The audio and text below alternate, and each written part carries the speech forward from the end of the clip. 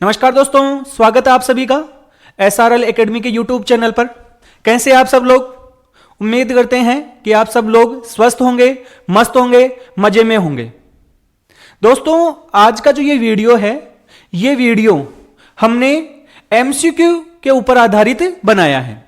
और ये जो MCQ है, ये लगभग सभी प्रतियोगी परीक्षाओं के लिए महत्वपूर्ण है, लेकिन फिर भी ये सबसे महत्वपूर्ण जो लैब असिस्टेंट की एग्जाम है उसके लिए है। ये जो MCQ है, ये आपके बायोलॉजी जो सब्जेक्ट है, उस बायोलॉजी सब्जेक्ट का एक टॉपिक है।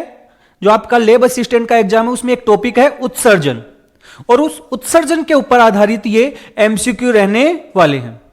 ये जो MCQ हैं, इनकी विशेषता ये है कि ये आपके पिछले जो PYQ हैं, जो पिछली परीक्षाओं में जो प्रश्न आए हैं, उन्हीं के आधार पर तैयार किए गए हैं। साथ साथ में इनमें कुछ ऐसे प्रश्न भी हैं जो आपके लिए बहुत ही महत्वपूर्ण होने वाले हैं। इस कारण वीडियो को पूरा जरूर देखिए। और अगर आप सिलेक्शन प्राप्त करना चाहते हैं, नौकरी प्राप्त करना चाहते हैं, तो आपको सीरियस होकर तैयारी करनी पड़ेगी। क्योंकि टाइम पास करने के लिए तो यूट्यूब पर आपको बहुत सारे वीडियो मिले जाएंगे, लेकिन आपको सही तरीके से तैयारी करनी है, ठीक तरीके से टॉपिक को समझना है, तो उसको ठीक जगह से समझना जरूरी है। अगर आपको यह वीडियो अच्छा लगे तो वीडियो को लाइक और शेयर जरूर करें, और साथ साथ में हमारे चैनल को सब्सक्राइब भी जरूर करें, जिससे कि आपके पास ऐसे ही वीडियो हैं वो लगातार पहुंचते रहे। तो चलो वीडियो में आगे बढ़ते हैं। तो आज का हमारा जो ये MCQ का सेशन है, ये रहने वाला है, और ये सेशन हमारा मानव उत्सर्जन तंत्र के ऊपर आधारित है। तो आज के इस सेशन का पहला प्रश्न जो आपके सामने है वो कौन सा है? चलो पहला प्रश्न देखते हैं। पहला प्रश्न ये है, ये तो एकदम सिंपल सा प्रश्न है। देखो, पहला प्रश्न है कि दायां गुर्दा बाएं गुर्दे से थोड़ा नीचे की ओर होता है, क्यों? इसका क्या कारण है? जब हमने ये टॉपिक पढ़ा था, उस दौरान भी आपको बताया था, और आपको सामान्य तरीके से भी पता होना चाहिए। ये तो एक जीके का क्वेश्चन है एक तरीके से। देखो, जो हमारा दायां गुर्दा और बायां गुर्दा है, ये कहां पर है? दायां गुर्दा हमारी दाईं तरफ इस तरफ है, और बायां इस तरफ है। और दाएं गुर्दे के जस्ट ऊपर की तरफ आपका क्या पाया जाता है? लीवर पाया जाता है। और आपको यह भी पता होगा कि जो ये लीवर होता है, अर्थात यकृत होता है, यह मनुष्य के शरीर की सबसे बड़ी ग्रंथि या सबसे बड़ा अंग होता है। अब क्योंकि दाईं तरफ लीवर भी है और वो भी बहुत बड़ा है, तो इसके कारण से हमारा दायां गुर्दा होता है, वो बाएं गुर्दे से थोड़ा सा क्या हो जाता है? नीचे की ओर होता है। तो तुलना करके देखें तो हमारा दायां गुर्दा है, वो बाएं गुर्दे की तुलना में क्या होता है? नीचे। और वो क्यों होता है? इसका कारण है क्योंकि जस्ट इसके ऊपर की तरफ आपका क्या पाया जाता है? लीवर पाया जाता है। तो चलो देखो, इसका उत्तर देखते हैं। हृदय के कारण, तो हृदय तो दाईं ओर होता ही नहीं है बिल्कुल ही, और हृदय का और गुर्दे का तो कोई संबंध ही नहीं है। हृदय हमारा पाया जाता है वक्ष गुहा में, और गुर्दा पाया जाता है उदर गुहा में भाई। तो इन दोनों का तो कोई संबंध ही नहीं है। तो ये तो आपका क्या हो गया? गलत। दूसरा देखो, यकृत के कारण, अभी तो आपको बताया है कि दाईं ओर हमारा क्या पाया जाता है? लीवर पाया जाता है। तो लीवर के कारण ये थोड़ा सा क्या होता है? नीचे की ओर होता है। बाकी आमाशय के कारण नहीं, फेफड़ों के कारण नहीं, तो फेफड़ों के कारण भी ये नहीं होता है। नेक्स्ट देखो भाई, प्रश्न संख्या 2। प्रश्न संख्या 2 है, वो क्या है? देखो, बोमन कैप्सूल किसे घेरे रहती है? अब सबसे पहली बात तो देखो, ये बोमन कैप्सूल है क्या? इसे हम बोमन संपुट भी कहते हैं। और ये जो बोमन संपुट होता है, ये हमने कहां पढ़ा था? ये पढ़ा था हमने नेफ्रॉन की संरचना में। कहां पढ़ा था भाई? नेफ्रॉन की संरचना में। देखो भाई, हमने क्या पढ़ा था? नेफ्रॉन। और इस नेफ्रॉन की जब हमने संरचना पढ़ी थी, तो उस दौरान आपको बताया था कि बोमन संपुट होता है। जो बोमन संपुट होता है, यह बोमन संपुट किसको घेर कर रखता है? एक प्यालेनुमा संरचना होती है, और इस प्यालेनुमा संरचना में ऐसे एक क्या होती है? प्यालेनुमा संरचना होती है। और यहां पर आपकी क्या होती है? अभिवाही धमनी आती है, यहां से अपवाही धमनी निकलती है, और यहां पर ऐसे जाल नुमा संरचना के रूप में क्या पाए जाते हैं, आपका ग्लोमेरुलस पाया जाता है। और ये ग्लोमेरुलस है, ये वास्तव में जो हमारी ब्लड कैपिलरी होती हैं, जो केशिकाएं होती हैं, उन्हीं का क्या होता है, गुच्छा होता है। ब्लड कैपिलरी होती हैं, केशिकाएं होती हैं, उनका गुच्छा होता है। और इसे हम कहते क्या हैं, इसे हम कहते हैं ग्लोमेरुलस।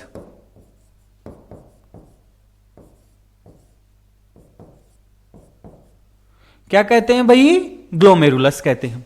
तो अब आप खुद ही बताओ, ये है आपका बोमन संपुट, तो ये किसको घेर रखा है, अपने अंदर प्यालेनुमा संरचना के रूप में इसमें क्या पाया जाता है, तो इसमें पाया जाता है ग्लोमेरुलस। क्या पाया जाता है, ग्लोमेरुलस। तो इसका आंसर क्या हो जाएगा भाई, बोमन संपुट किसे घेर कर रहता है, तो किसको घेर कर रहता है, ग्लोमेरुलस को। हेनले के लूप को थोड़ी घेर कर रहेगा, हेनले का लूप तो बहुत बड़ा है भाई, नीचे की तरफ। हेयरपिन की आकृति का होता है। डीसीटी नहीं, पीसीटी नहीं, तो इसका सही आंसर कौन सा हो जाएगा भाई, ग्लोमेरुलस। हिंदी में उसे बोलते हैं केशिका गुच्छ। क्या कहते हैं, केशिका गुच्छ। केशिका का मतलब तो हो गई कैपिलरी, गुच्छ का मतलब हो गया गुच्छा, अर्थात केशिकाओं का गुच्छा है। ये जो ग्लोमेरुलस है, इसको घेरकर कौन रखता है, प्यालेनुमा संरचना के अंदर फिट कौन रखता है, वो रखता है हमारा बोमन संपुट। तो यह था आपका प्रश्न संख्या 2। आपको ये प्रश्न कैसे लग रहे हैं, कमेंट में जरूर लिखें, क्योंकि जब आप हमारे साथ जुड़ेंगे, आप इसमें थोड़ा सा इंटरेस्ट लेंगे, तो आपको भी ये प्रश्न अच्छे लगेंगे। साथ साथ में आपकी एग्जाम के लिए भी तैयारी बहुत ही महत्वपूर्ण होगी। नेक्स्ट देखो भाई, प्रश्न संख्या 3। प्रश्न संख्या 3 बोल रहा है कि मूत्र निर्माण की प्रथम अवस्था है। सबसे पहले तो हमें यह ध्यान देना है कि मूत्र निर्माण की प्रक्रिया में कितने चरण होते हैं।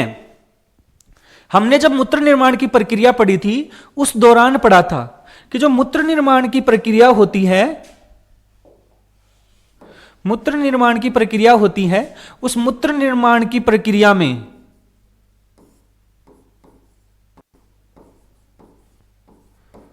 मूत्र निर्माण की प्रक्रिया में टोटल कितने चरण होते हैं भाई, 3। टोटल कितने चरण होते हैं, 3 चरण होते हैं। अब ये 3 चरण कौन कौन से होते हैं, देखो। पहले नंबर पे जो होता है उसे हम बोलते हैं परानिष्यंदन।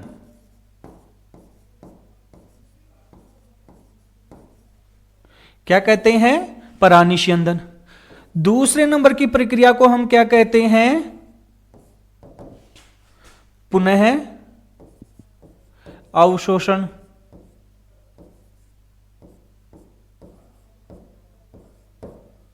क्या कहते हैं, पुनः अवशोषण। और तीसरे नंबर की जो प्रक्रिया है, इसे हम क्या कहते हैं, स्त्रवण। क्या कहते हैं भाई, स्त्रवण। तो ये 3 प्रक्रियाएं होती हैं। परानिष्यंदन अर्थात अल्ट्राफिल्ट्रेशन, पुनः अवशोषण अर्थात रीएब्जॉर्प्शन, और स्त्रवण मतलब सिक्रेशन। ये 3 चरण होते हैं मूत्र निर्माण की प्रक्रिया में। प्रश्न क्या पूछ रहा है, देखो। प्रश्न पूछ रहा है मूत्र निर्माण की प्रक्रिया में या मूत्र निर्माण की प्रथम अवस्था कौन सी है। तो इन 3 में से पहली अवस्था कौन सी दिख रही है आपको, परानिष्यंदन या निष्यंदन। परानिष्यंदन का मतलब होता है रक्त को छानना। परानिष्यंदन का मतलब होता है रक्त को छानना, और रक्त को छान रहे हैं वो भी दबाव के साथ। देखो, निष्यंदन का मतलब होता है छानना, और परा का मतलब होता है दबाव के साथ छानना। तो दबाव के साथ छानने की यह प्रक्रिया है सबसे पहली प्रोसेस। तो इसमें देखो, पुनः अवशोषण थोड़ी है, ये तो दूसरे नंबर का चरण है। ये तो कौन से नंबर का चरण है भाई, दूसरे नंबर का। बाकी स्त्रवण तीसरे नंबर का। निष्यंदन है वो पहले नंबर का चरण है। निष्यंदन कौन से नंबर का चरण है, पहले नंबर का। और उत्सर्जन नहीं भाई। तो इस प्रकार से प्रश्न संख्या 3 के लिए जो सही आंसर हो जाएगा वो हो जाएगा आपका निष्यंदन। निष्यंदन मतलब छानना, और इसको निष्यंदन को हम परानिष्यंदन भी कहते हैं या गुच्छीय निष्यंदन भी कहते हैं। जैसा नाम है उसी के अनुसार देख लेना भाई। तो आप भी कमेंट में जरूर आंसर लिखते जाएं। नेक्स्ट देखो भाई, प्रश्न। अधिकतम पुनः अवशोषण या पुनर्अवशोषण कहां होता है। अधिकतम पुनर्अवशोषण कहां होता है, यह हमें देखना है। अभी हमने पढ़ा कि जो मूत्र निर्माण की प्रक्रिया होती है उसमें टोटल कितने चरण होते हैं भाई, 3। परानिस्यंदन। दूसरे नंबर पे आता है पुनः अवशोषण। यह पूछ रहा है पुनः अवशोषण कहां कहां होता है। देखो परानिस्यंदन तो होता है हमारा कहां पर,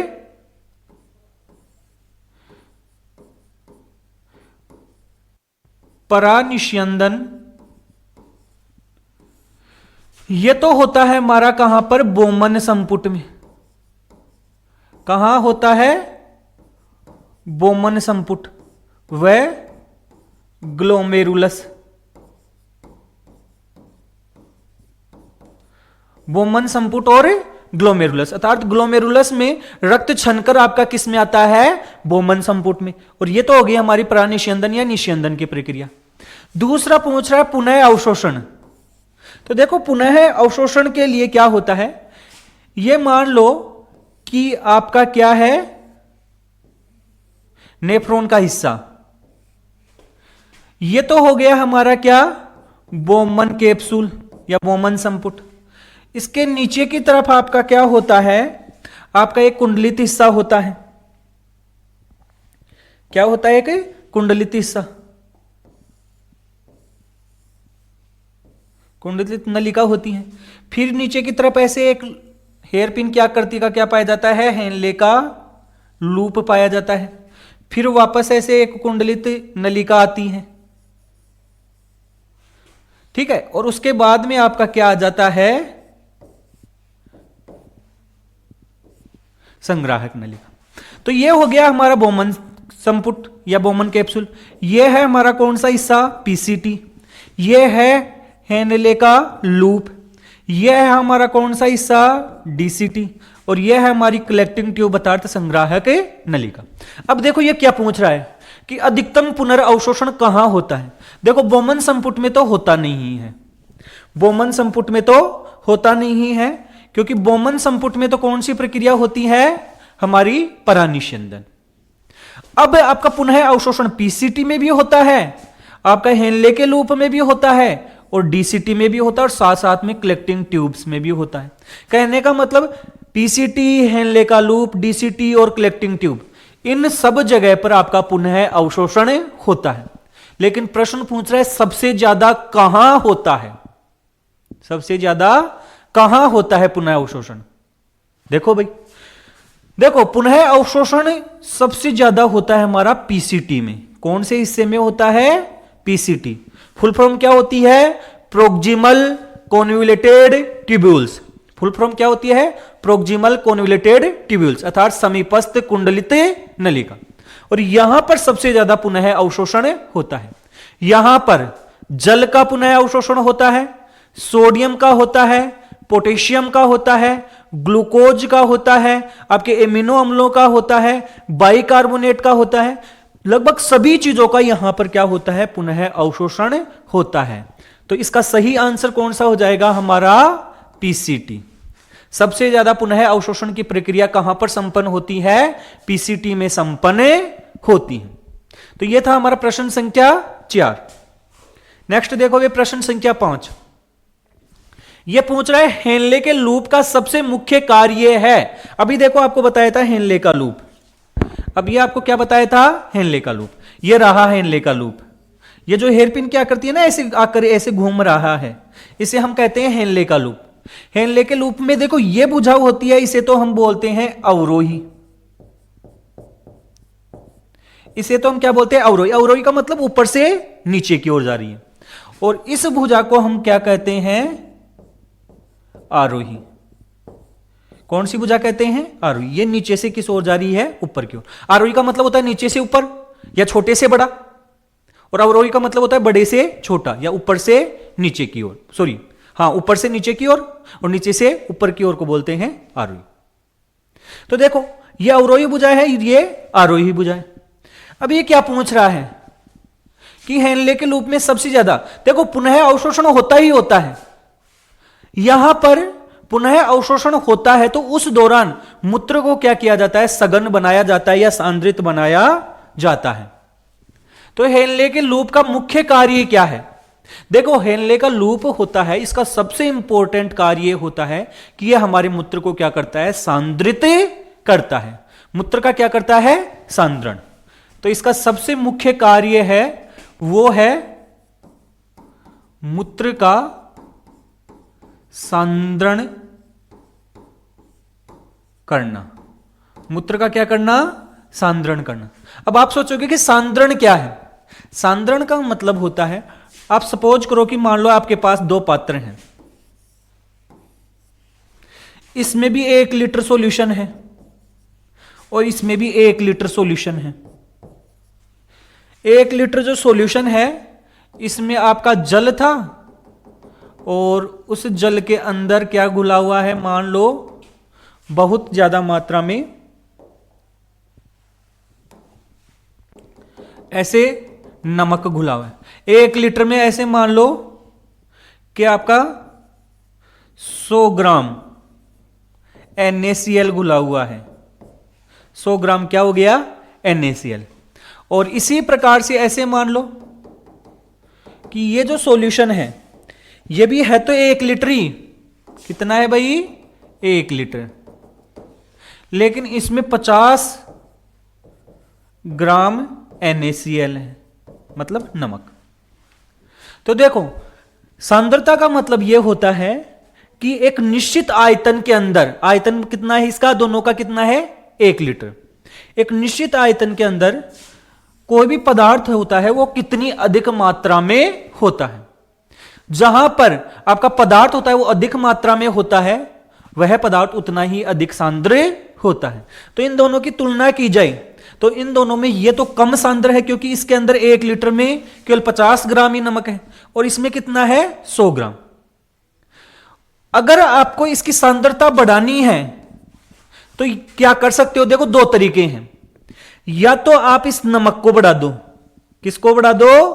नमक को। या तो आप नमक की मात्रा बढ़ा दो।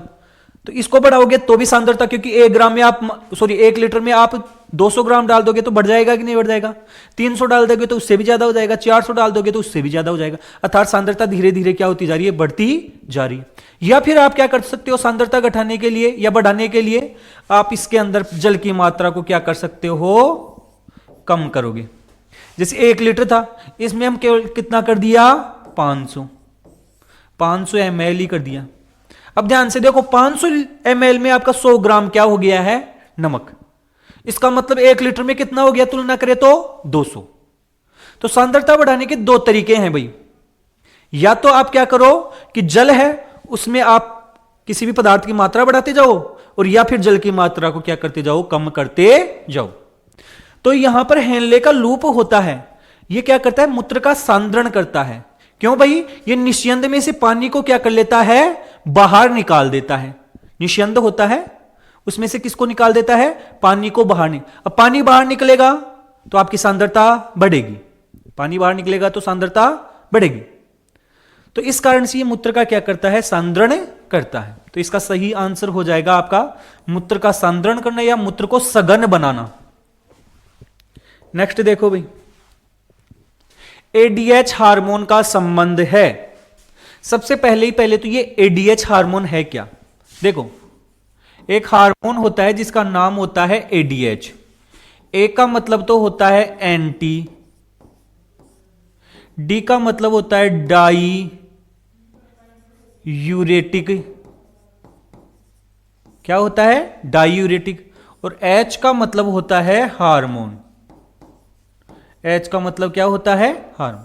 तो ADH की फुल फॉर्म क्या होती है? Anti diuretic hormone.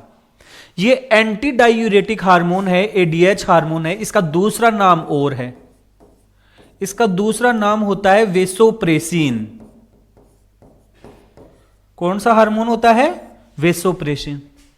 यह हार्मोन कहां से निकलता है? देखो, यह हार्मोन आप सबने पढ़ा होगा कि हमारे मस्तिष्क के अंदर एक क्या पाई जाती है? सबसे छोटी ग्रंथि पीयूष ग्रंथि अर्थात पिट्यूटरी ग्रंथि पाई जाती है। और इस पिट्यूटरी के ऊपर एक और ग्रंथि होती है जिसका नाम होता है हाइपोथैलेमस। क्या होता है भाई? हाइपोथैलेमस। ये कौन सी है? हमारी पीयूष। पीयूष ग्रंथि के भी 2 हिस्से होते हैं, ये आगे वाला हिस्सा और ये पीछे वाला हिस्सा।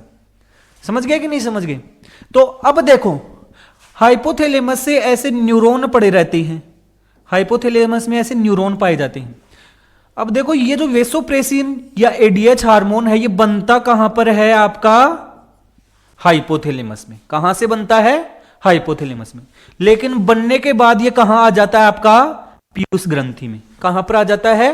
पीयूष ग्रंथि। और पीयूष ग्रंथि के कौन से हिस्से में? पीछे वाले हिस्से में, अर्थात पश्चे पीयूष ग्रंथि में। और पश्चे पीयूष ग्रंथि से कौन सा हार्मोन स्रावित किया जाता है? एडीएच। अर्थात बनता हाइपोथैलेमस में है, लेकिन निकाला किसके द्वारा जाता है? पश्चे पीयूष ग्रंथि के द्वारा। तो आप समझ गए होंगे कि एडीएच हार्मोन है क्या। एडीएच हार्मोन का ही दूसरा नाम क्या होता है हमारा? वेसोप्रेसिन। कहां बनता है? हाइपोथैलेमस में। हाइपोथैलेमस में बनने के बाद कहां जाता है? पश्चे पीयूष ग्रंथि में। और पश्चे पीयूष ग्रंथि से स्रावित किया जाता है। अब क्या हो गया भाई, ये बात तो सब जान ली। प्रश्न क्या पूछ रहा है? एडीएच हार्मोन का संबंध है। ये एडीएच हार्मोन करता क्या है? ध्यान से सुनो, ये एडीएच हार्मोन होता है ना, वो डीसीटी में, अभी आपको बताया था डीसीटी, उस डीसीटी में क्या करवाता है? जल अवशोषण करवाता है। जल का क्या करवाता है? अवशोषण। और कौन से हिस्से में? डीसीटी में।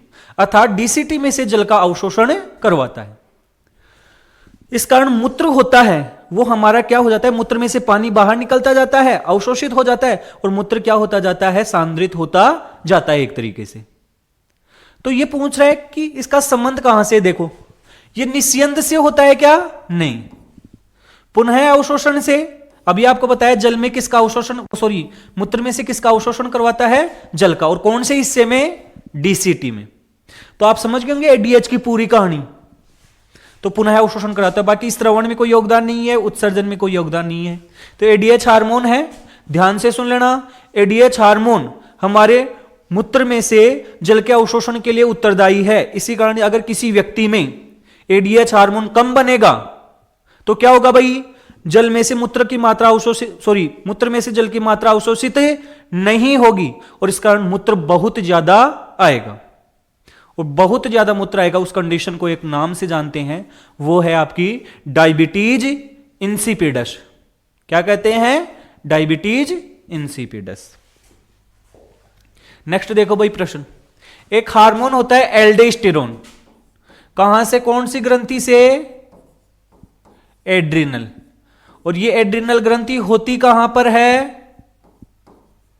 वृक्क के ऊपर, टोपीनुमा संरचना के रूप में। तो एल्डोस्टेरोन हार्मोन किस पर प्रभाव डालता है? देखो, एल्डोस्टेरोन हार्मोन भी क्या करवाता है? यह काम करता है किसके ऊपर? यह काम करता है डीसीटी के ऊपर। किसके ऊपर करता है? डीसीटी। और डीसीटी तो जानते ही होंगे, नेफ्रॉन का एक भाग होता है, अभी बताया ही था आपको। इस डीसीटी में किसका पुनः अवशोषण करवाता है? सोडियम और पोटेशियम। किसका पुनः अवशोषण करवाता है? सोडियम और पोटेशियम का पुनः अवशोषण करवाता है। क्या करवाता है भाई? पुनः अवशोषण। एडीएच किसका पुनः अवशोषण करवा रहा था? जल का। कहां पर? आपके डीसीटी में। लेकिन ये एल्डोस्टेरोन किसका पुनः अवशोषण करवाता है? सोडियम का, पोटेशियम का। कहां? कौन से भाग में? डीसीटी में। देखो ये क्या पूछ रहा है, एल्डोस्टेरोन किस पर प्रभाव डालता है? ग्लूकोज पर थोड़ी डालता है, नहीं, सोडियम और पोटेशियम पर। किस पर प्रभाव डालता है? सोडियम और पोटेशियम पर। बाकी कैल्शियम पे भी नहीं डालता, यूरिया पे भी अपना प्रभाव नहीं डालता है। इस कारण ध्यान रखना, एल्डोस्टेरोन किस पर अपना प्रभाव डालता है? सोडियम और पोटेशियम पर। नेक्स्ट देखो भाई प्रश्न, प्रश्न संख्या 8, जक्स्टाग्लोमेरुलस यंत्र का संबंध है। देखो इसे बोला जाता है JGA, शॉर्ट में क्या बोला जाता है? JGA। जे का मतलब हो गया है जक्स्टा, क्या हो गया भाई? जक्स्टा। जी का मतलब हो गया ग्लोमेरुलस, और ए का मतलब हो गया है अपरेटस। अपरेटस। अब देखो ये वास्तव में क्या है, ये जक्स्टा ग्लोमेरुलस अर्थात ग्लोमेरुलस के पास, इसका मतलब क्या हो गया है, ग्लोमेरुलस के पास। ग्लोमेरुलस के पास क्या पाई जाती हैं, कुछ कोशिकाएं। ग्लोमेरुलस के पास क्या पाई जाती हैं, कुछ कोशिकाएं। कौन सी धमनी पर, अभिवाही धमनी पर। कौन सी धमनी पर, अभिवाही धमनी पर। और उन कोशिकाओं को भी हम क्या कहते हैं, जेजी सेल। कौन सी कोशिकाएं कहते हैं, जेजी सेल अर्थात जक्स्टा ग्लोमेरुलस सेल। इन कोशिकाओं से एक हार्मोन स्रावित होता है। क्या स्रावित होता है, हार्मोन, और जिसका नाम है रेनिन। क्या नाम है भाई, रेनिन। और ये रेनिन हार्मोन होता है, ये हमारा क्या करता है, आपका जो अभी आपको बता रहे थे हम, एंजियोटेंसिनोजन, एक पदार्थ होता है एंजियोटेंसिनोजन जो आपका लीवर से स्रावित होता है, उसको क्या करता है, सक्रिय रूप में बदलता है। और वो एंजियोटेंसिन है, वो अल्टीमेटली आपकी किसको बढ़ाता है, बीपी को बढ़ाता है। तो ये रेनिन है, ये एंजियोटेंसिन को सक्रिय करेगा, और ये एंजियोटेंसिन अल्टीमेटली किसको बढ़ाता है, बीपी को बढ़ाता है।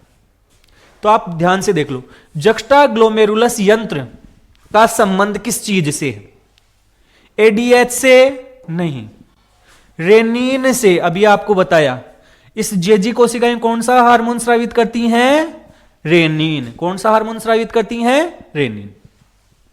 इंसुलिन से नहीं, थायरोक्सिन से नहीं, किससे होता है, रेनिन।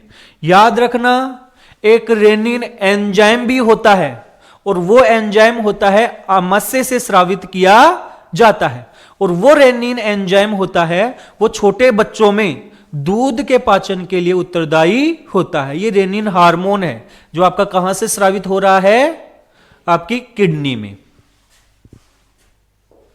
नेक्स्ट देखो भाई, मानव किस प्रकार का जीव है, मानव किस प्रकार का जीव। आप बोलोगे क्या प्रश्न है भाई, तो मानव किस प्रकार का जीव है, किस आधार पर,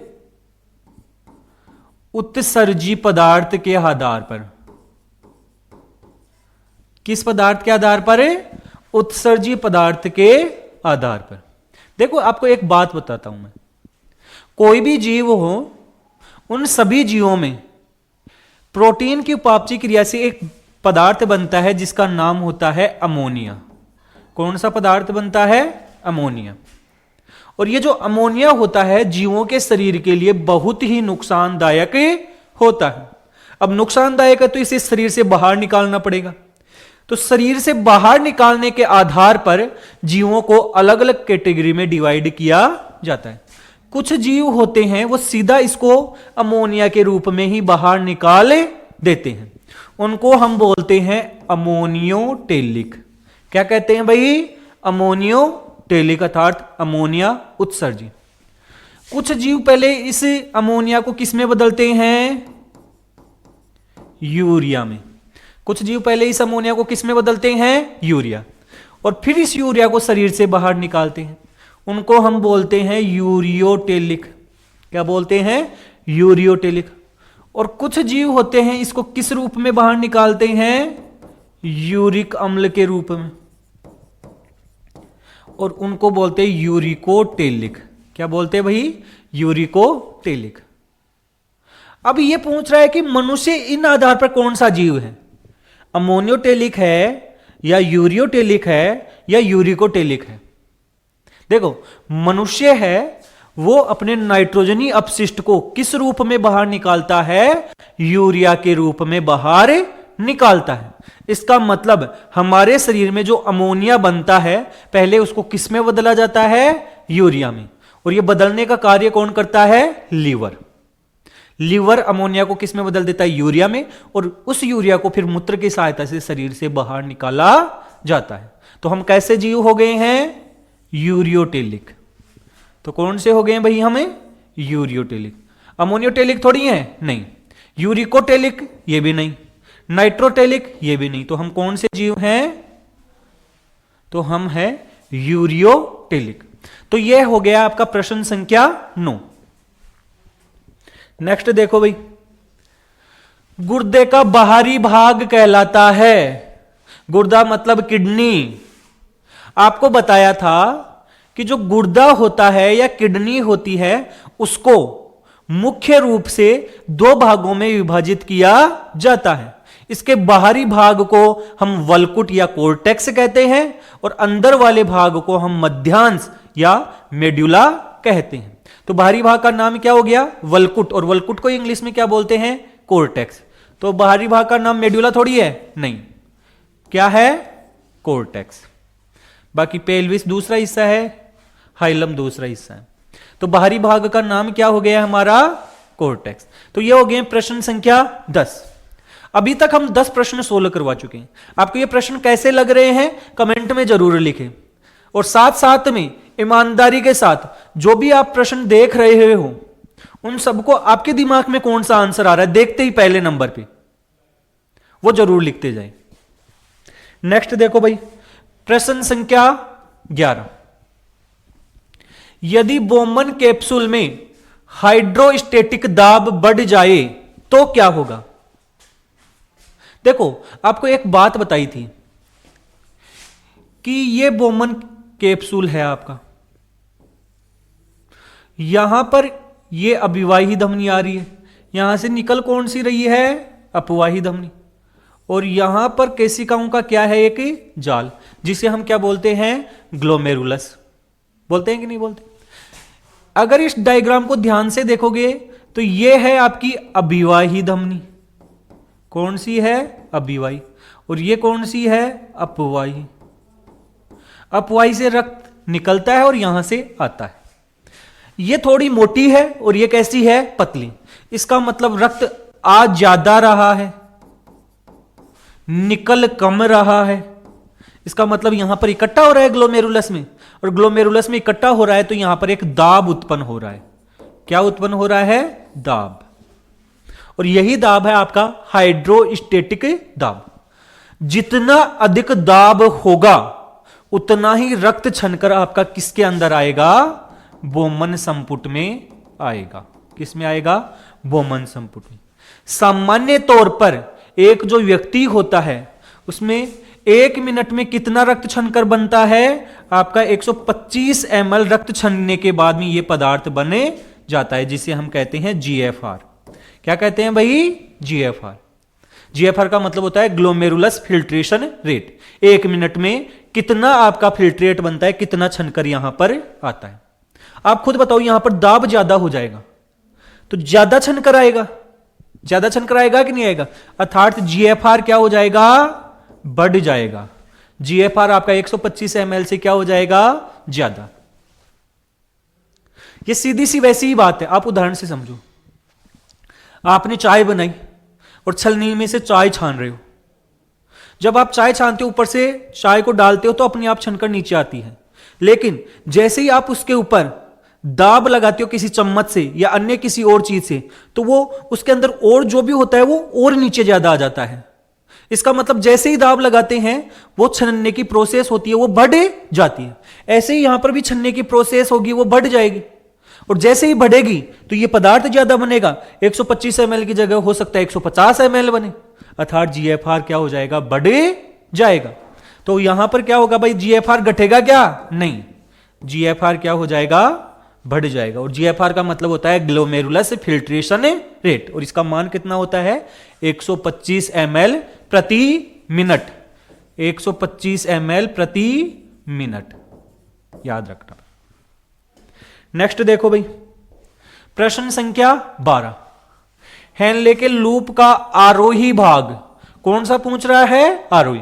अभी आपको बताया था कि हेनले के लूप के 2 भाग होते हैं। ऊपर से जो नीचे की ओर आ रहा है उसे तो बोलते हैं अवरोही, पहला भाग, और जो नीचे से ऊपर की ओर जा रहा है उसे बोलते हैं आरोही, दूसरा भाग। जो अवरोही भाग होता है ये वाला, जैसे ऐसे आ रहा है ऐसे जा रहा है, तो ये तो हो गया आपका अवरोही, ये हो गया है आपका आरोही। देखो, ये जो अवरोही भाग होता है ये जल के लिए तो क्या होता है?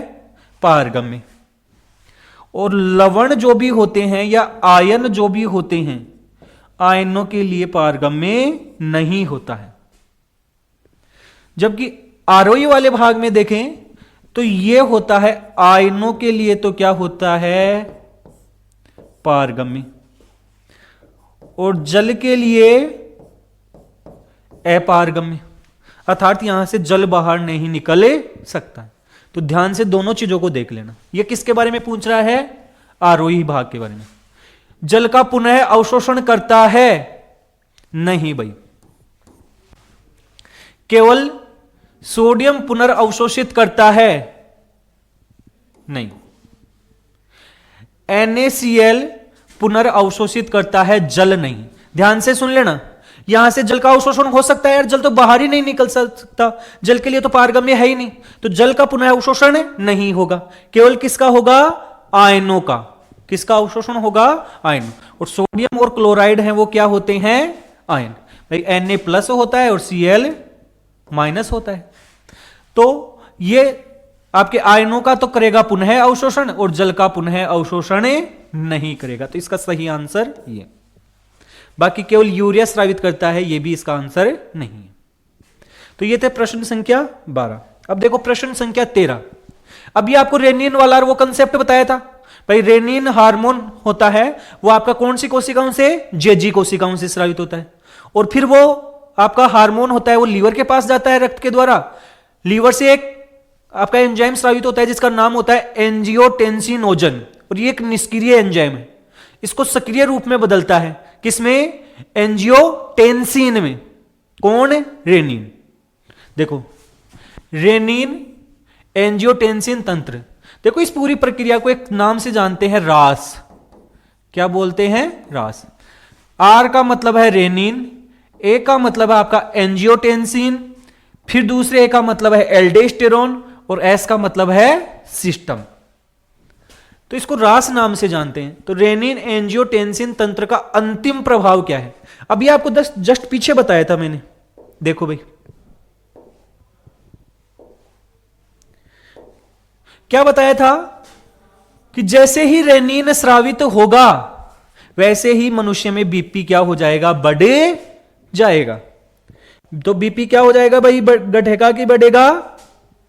रेनिन एंजियोटेंसिन से अल्टीमेटली उस व्यक्ति में बीपी होता है वो क्या हो जाता है, बढ़े जाता है।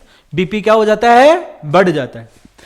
रक्तचाप अर्थात बीपी कम थोड़ी होता है, नहीं, रक्तचाप क्या हो जाता है, बढ़े जाता है। रक्तचाप क्या हो जाता है, बढ़ जाता है। मूत्र का पीएच नहीं, जीएफआर कम करना नहीं, तो अल्टीमेटली क्या हो जाता है, बीपी बढ़ जाता है। नेक्स्ट देखो प्रश्न संख्या 14। निम्न में से कौन सा पदार्थ सामान्यतः निस्यंदित नहीं होता है। निस्यंदन का मतलब छनना। अब देखो रक्त से वो छनकर ग्लोमेरुलस से नीचे की ओर आता है ना, तो दो चीजें नहीं आती। एक तो नहीं आती हैं आपकी कोशिकाएं। रक्त में से क्या क्या नहीं आता है, एक तो कोशिकाएं नहीं आती हैं। कोशिकाएं का मतलब क्या हो गया, रक्त में एक तो होती है आरबीसी, डब्ल्यूबीसी और प्लेटलेट्स, ये नहीं आती। और साथ साथ में प्रोटीन भी नहीं आता है। प्रोटीन आपका रक्त से छनकर आपका किस में नहीं आता है, बोमन संपुट में नहीं आता है, उसका निस्यंदन नहीं होता है। तो इनमें से देख लो कौन सी चीज है। निम्न में से कौन सा पदार्थ सामान्यतः निस्यंदित नहीं होता है। ग्लूकोज होता है भाई, यूरिया होता है, एल्बुमिन, एल्बुमिन एक प्रोटीन है भाई। एल्बुमिन क्या है, एक प्रोटीन। आप खुद ही सोचो प्रोटीन का निस्यंदन होता है क्या, नहीं। तो सही आंसर हो गया है ये वाला। बाकी सोडियम का भी निस्यंदन होता है। तो ये आपके क्या हो गई, ये तीनों गलत हो गए हैं। ये पूछ रहा है किसका निस्यंदन नहीं होता है, तो किसका नहीं होता है, एल्बुमिन का। तो ये प्रश्न आपको कैसे लग रहे हैं कमेंट में जरूर लिखते जाएं। प्रश्न आपके एग्जाम के स्तर के अनुसार ही हैं। अगर आपने इस टॉपिक को ध्यान से पढ़ा है और अगर नहीं भी पढ़ा है तो आप हमारी वीडियो हैं वो जाकर देख सकते हैं। उन वीडियो के अंदर हमने पूरी बातों को एकदम क्लियरली सही तरीके से समझा रखा है।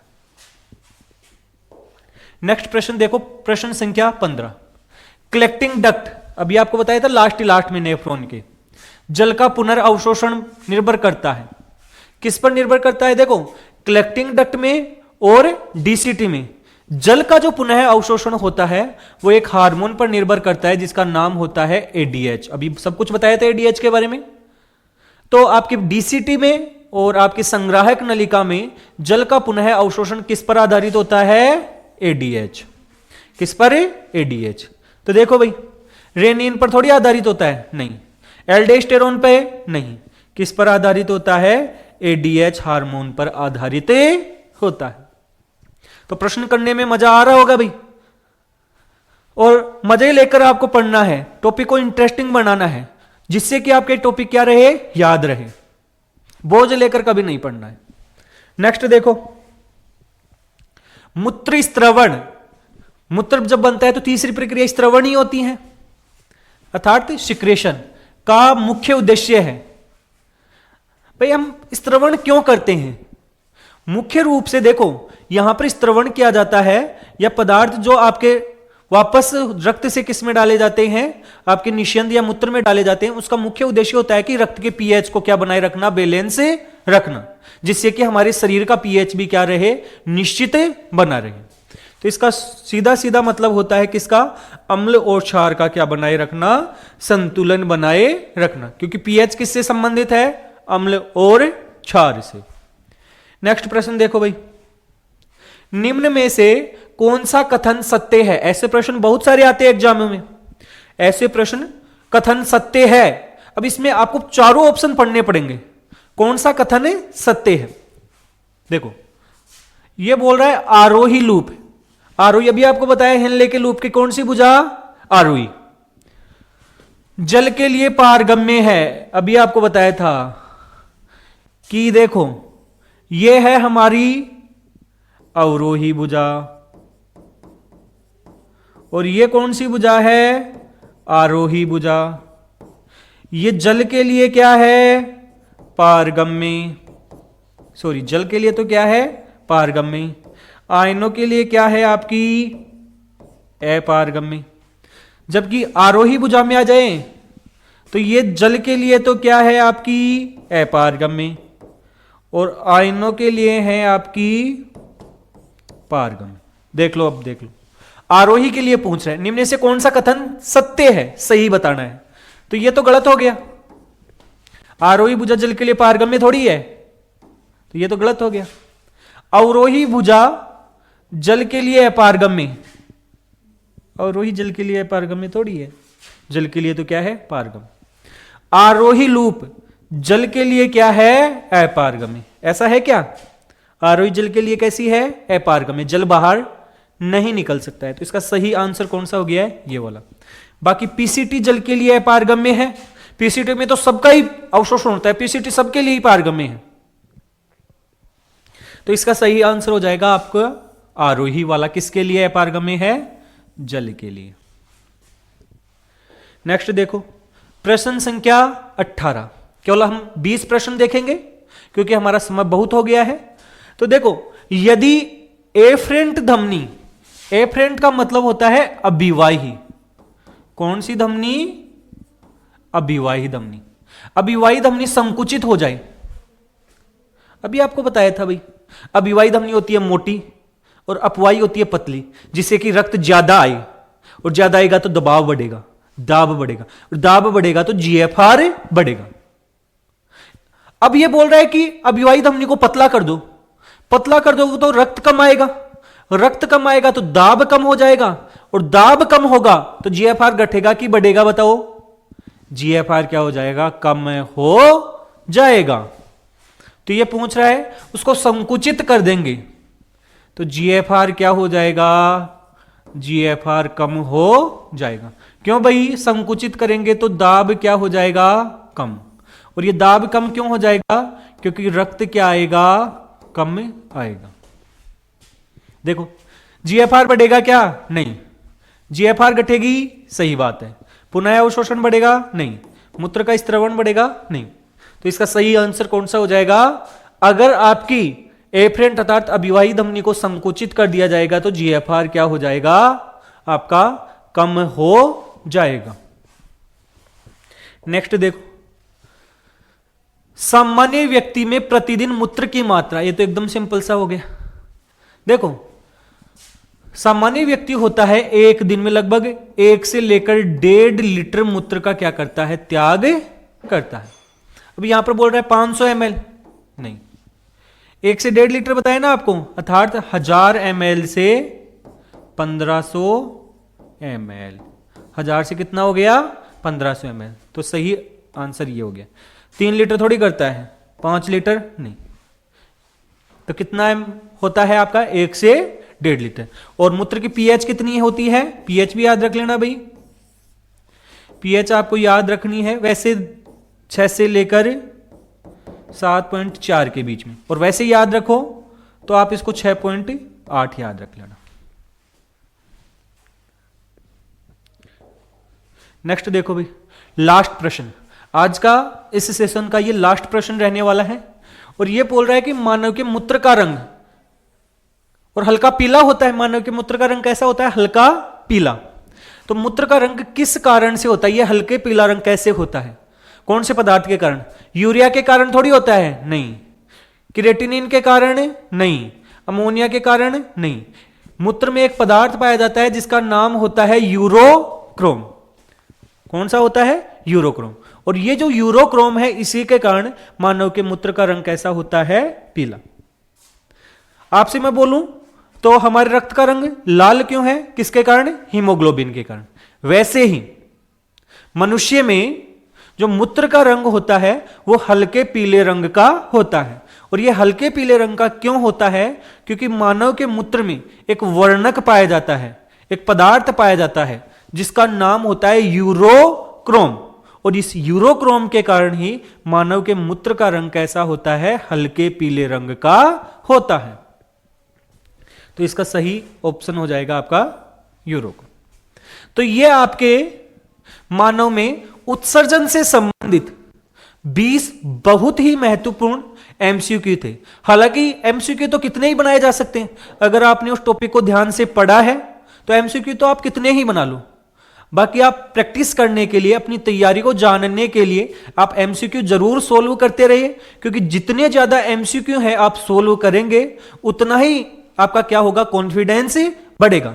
और जितना आपका कॉन्फिडेंस बढ़ेगा वह उतना ही आप क्या होगा कि एग्जाम के अंदर परफॉर्म कर पाओगे, एग्जाम में आपका जो दिमाग है वो स्थिर रहेगा।